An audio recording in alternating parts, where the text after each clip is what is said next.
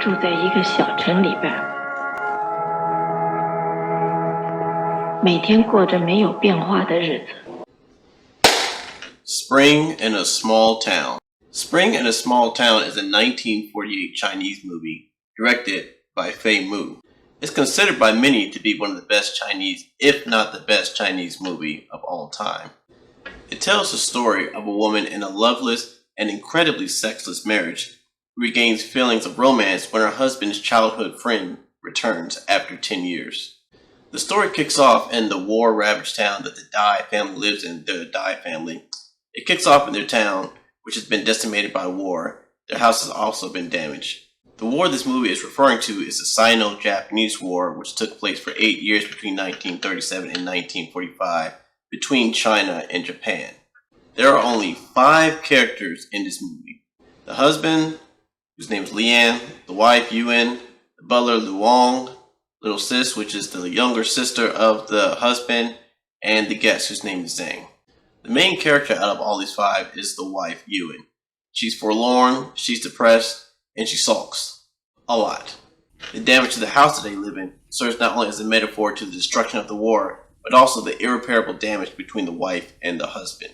She married her husband during the war because times were tough. He quickly became sick. They married 8 years ago, and he became sick 2 years into the marriage, and she's basically become his caregiver ever since. The love in the marriage is gone. She simply serves him out of duty and brings him his medicine. But she no longer loves him. She never gives him any type of affection, and they don't even sleep in the same room anymore. Brutal.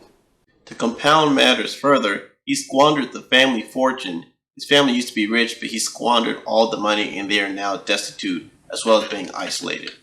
The only cheerful character out of the main set, even though the butler has some life to him, is little sister. She's the direct opposite of the husband and wife. She's cheerful, she's full of life, she's vibrant, because she still has a future, unlike these two.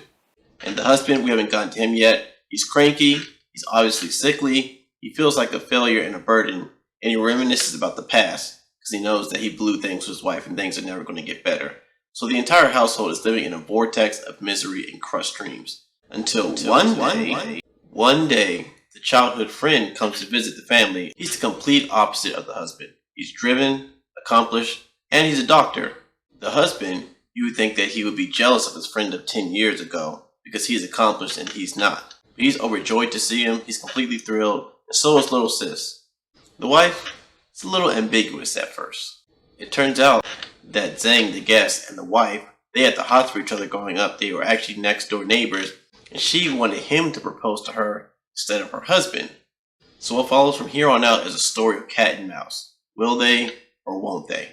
The wife visits the guest at night. They have these little secret talks. They go on walks in the countryside, the bombed out countryside. And they talk about what could have been. She gets jealous that when he goes out to the countryside with little sis instead of her. So they're clearly still smitten with each other.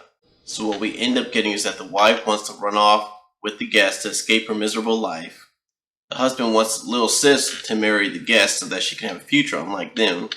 The husband is completely oblivious to what's going on between the guest and his wife, until he's not. There's binge drinking, murder subplot, arranged marriages, threatened suicide. A lot for 1948, right? But it's a fantastic film, and I highly recommend it. I won't spoil the ending, but it's very satisfying.